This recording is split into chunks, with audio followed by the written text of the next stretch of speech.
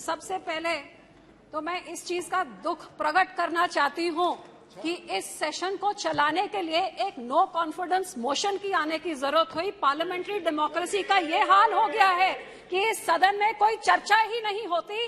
अब no confidence जैसी motions को लाके मणिपुर की चर्चा करके आज हाउस काम कर रहा है और यही कारण है कि 16वीं लोकसभा के इस सरकार के पिछले 9 सालों में 16वीं लोकसभा में सबसे कम सिटिंग्स हुई थी और ये वाली तो 1957 के बाद मुझे लगता है सबसे कम होगी। तो इसका बड़ी दुख की बात है sir. The agenda today I would say is not a question of votes, it is a question of confidence. ये सिर्फ एक सिंपल मैथमेटिक कैलकुलेशन की बात तो है ही नहीं, क्योंकि मैथमेटिक्स या न्यूमेरिकल कैलकुलेशन तो इनके पास है। So the motion will fall.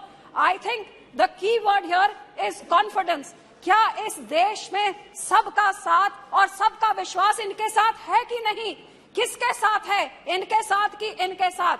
हकीकत यह है कि आज क्या इस देश के किसान, इस देश के गरीब, इस देश के मजदूर, इस देश के माइनॉरिटी हिंदू, सिख, मुसलमान, ईसाई, क्या इन सब का विश्वास इनके पास है कि नहीं? It is do they have the confidence in this government? Sir, क्या आज के नौजवान और आज के महिला का विश्वास है इस सरकार के ऊपर? और जब मणिपुर की बात करें तो इट इज एब्सोल्युटली क्लियर कि मणिपुर की औरतों पे इस डबल इंजन सरकार पे कोई विश्वास नहीं है। लेकिन इससे बड़ी दुख की बात यह है सर, मैं कोट करती हूँ सर, कैमरा छोड़िए, आप मेरी बात रिकॉर्ड कर दिए, बहुत बड़ी बात है। यह डेमोक्रेसी कहाँ रह गई? अब तो कैमरा भी ऊपर से चलता है। सर, अटल बिहारी वाजपेयी जी ने on the 50th anniversary of India's independence इस पार्लियामेंट में कहा था, इट इज अभिशाप to take birth as a girl in this country. Sir, कितनी दुख की बात है कि आज अमृत काल चल रहा है, 75 साल हो गया और आज भी हम वही अट्रॉसिटीज को डिस्कस कर रहे हैं जो उस टाइम डिस्कस कर रहे हैं। What happened in Manipur is totally shameful and it is एक ह्यूमैनिटी के ऊपर एक कलंक है और उसकी जितनी सख्त निंदा करी जाए वही कम है। मैं पूछना चाहूंगी कि इस सरकार की माइनॉरिटी कमीशन क्या कर रही है? ये बोले नहीं, गए नहीं। माइनॉरिटी कमीशन के हेड क्या कर रहे हैं? कितनी बारी मणिपुर गए, कितनी बारी नू गए हैं? हमारे पंजाब गए तो हमारे धार्मिक मसलों में इंटरफेयर करने का पूरा टाइम है, इधर जाने के लिए टाइम क्यों नहीं है? तो मैं हाथ जोड़ के सरकार को विनती करती हूँ कि राम के लिए इस अमृत काल में ये धर्म की राजनीति हर इलेक्शन के पहले इसको बंद करिए, ये जहर देश में मत घोलिए। आज हम यहाँ चर्चा बातें करें बेरोजगारी की, बातें करें गरीबी की, महंगाई की, इन चीजों से ध्यान भटकाने के लिए हम ये सब काम ना करें। साहब, मैंने दोनों पक्षों को सुना, आज मुझे इतनी हैरानी हो रही थी, काश बीच में आपने मुझे बोलने का समय दिया। यहाँ पे बोले राहुल जी, बहुत उनके दिल में दर्द था, यात्रा करी है उन्होंने यहाँ से वहां तक, भारत माता के कातिल इनको बताया, इनके देश के भारत माता के हथियार बताया, केरोसिन की बात करी। अरे भैया, सारा देश इन्होंने घूम लिया। काश यहाँ पे आप जाके विधवा कॉलोनी में घूम लेते, जहाँ 1984 में आपने सिखों के ऊपर केरोसिन से गले में टायर से साड़ के वो औरतों को विधवा किया और हजारों लाखों औरतों को विधवा करने के बाद वो हथियार सज्जन कुमार के घर के पास आपने विधवा कॉलोनी बसाई। साहब, आपको मालूम है पूरी दुनिया में सिर्फ एक जगह में विधवा कॉलोनी है, विडो कॉलोनी सिर्फ दिल्ली में है। कौन रहती हैं? जिनके कातिल इनके पुरखों ने किया, इस पार्टी कांग्रेस पार्टी ने किया और फिर उधर जाके उन औरतों को बसाया। क्या यात्रा वहां से गुजर के गई? आज केरोसिन की बात करते हैं। लेकिन दुख तो मुझे इस बात का है कि आज इनको 84 बड़ा याद आ रहा था। यहाँ के बोलने वाले भी जब इनको कटाक्ष करना होता है तभी 84 याद आता है। अरे भैया, 9 सालों में 84 को इंसाफ देने का क्यों नहीं अंदर ठोसा इनको? आज तक क्या 84? आप कितनी बारी विधवा कॉलोनी गए हैं? हकीकत यह है, दुख इस बात का है कि जब मणिपुर की बात होती है तो वो राजस्थान की बात करते हैं, वो राजस्थान की बात सुन के तो फिर दोनों रल मिल के 84 की बात करते हैं। ये बहुत हो चुका सर। अब दोनों जने ये सारा ड्रामा, ये सारा नाटक बंद करें। हमारे सिख कौम के साथ हम पूछना चाहते हैं, हम किस पे कॉन्फिडेंस करें? इन्होंने जो किया आपके सामने हमारे कत्लेआम करें, हमारे धार्मिक संस्था पे अकाल तख्त साहब गोल्डन टेम्पल को टैंक से, आर्मी से बिल्कुल टेटेरी करके खत्म कर दिया। हमारे पंजाब के टुकड़े टुकड़े करके पंजाबी स्पीकिंग एरिया निकाल के दूसरी स्टेट बना दी, हमारी राजधानी हमसे खोली, हमारा पानी हमसे खो लिया। कौन सा अत्याचार इन्होंने नहीं किया है, लेकिन इन्होंने क्या किया है, ये कौन से कोई कम है। मैं यहाँ पे ये पूछना चाहती हूँ कि जो सिखों ने 1947 में देश का साथ दिया, देश की आजादी के लिए सबसे बड़ी कुर्बानियां हमने दी, हर एक अल्पसंख्यक ने दी, क्योंकि सब माइनॉरिटीज ने देश की आजादी में योगदान दिया। लेकिन मुझे मान है हमारे सिखों ने सबसे बड़ी, जो फांसी की आप लिस्ट में गिन लीजिए, काला पानी में देख लिए, सबसे ज्यादा हमारे पंजाब के जिन्होंने इस देश को आजाद किया। और आजादी के बाद ये देश 1966 में जब खाने को अन्न पूरा नहीं होता था, the country was looking at starvation, हमारे किसान है जो ग्रीन रेवोल्यूशन लाके उन्होंने इस देश का पेट भरने का काम किया। लेकिन सर, जब हमारे सिखों के कत्लेआम में उस टाइम तो कोई जुडिशरी नहीं बोली, कोई पार्टी नहीं बोली, कोई पेपर नहीं बोला। आप निकालिए नवंबर 84 के बाद जब बजट सेशन हुआ 85 का, तो उसमें एक भी मेंशन नहीं जो इस दिल्ली में हजारों सिख के कत्लेआम हुए, सब चुप्पी के बैठे हुए थे, मुंह पे टेप लगी हुई थी, किसी ने सिखों की बात तक नहीं करी। और यही कारण है कि आज तक सिखों को इंसाफ नहीं मिला। और कभी मणिपुर होता है, कभी नूह होता है, कभी राजस्थान होता है, जो उस टाइम एक्शन ले लिया होता, जम्मू कश्मीर गुजरात सब कुछ होता है।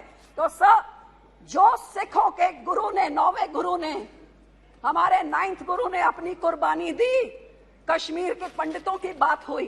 अफसोस कि उस टाइम की माइनॉरिटी, हिंदू माइनॉरिटी को बचाने के लिए, उस टाइम की मुस्लिम मेजॉरिटी से बचाने के लिए हमारे सिख गुरु ने अपनी कुर्बानी दी और हिंद की चादर का खिताब उनको मिला, लेकिन उसकी तो बात तक नहीं करी। जब उनके लोगों को मारा जा रहा था तब भी बात नहीं करी। तो सब मैं पूछना चाहती हूँ, उस टाइम हमारे लोग जो भावुक होके उन्होंने कुछ अपने हाथों में इसके खिलाफ आवाज उठाई, उनको जेलों में फेंक दिया। हमारे बंदी सिख 30-30 साल से जेल में सड़ रहे हैं।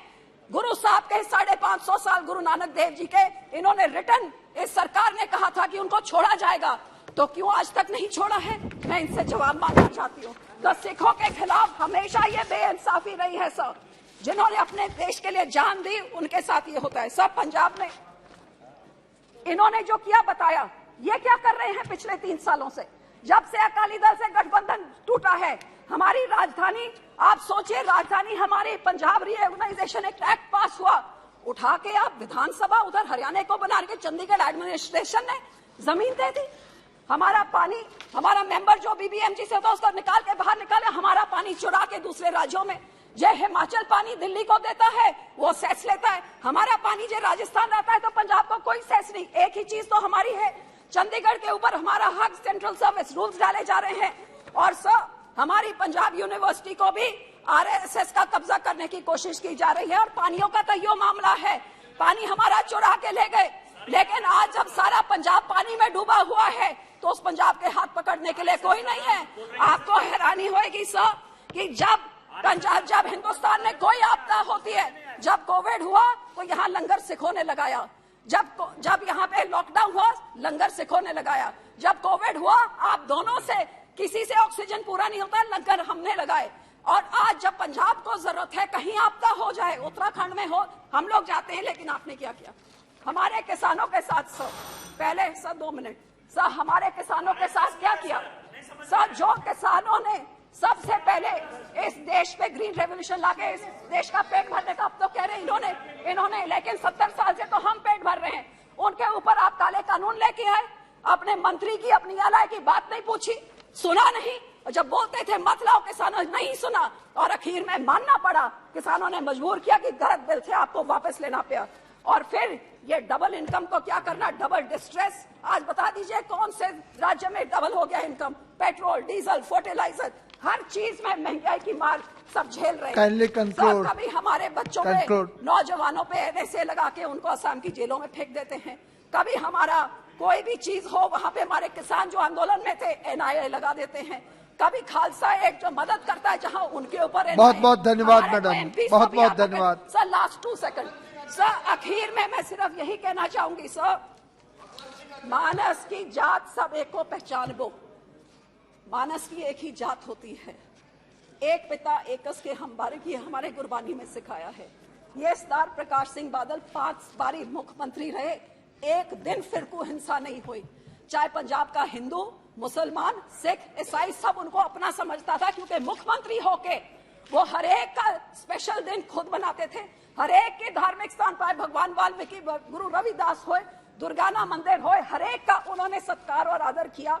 और यही कारण है सर कि उस समय 1990 में जब वाजपेयी जी की भाजपा की सरकार को ये हाथ नहीं लगाता था, क्योंकि इनको फैनेटिक्स समझते थे, सबसे पहले स्टार बादल थे जिन्होंने इनका हाथ थामा। बहुत बहुत धन्यवाद, एनडीए बनी। बहुत बहुत धन्यवाद। इनको sir last point, doctor Hina Gavit जी।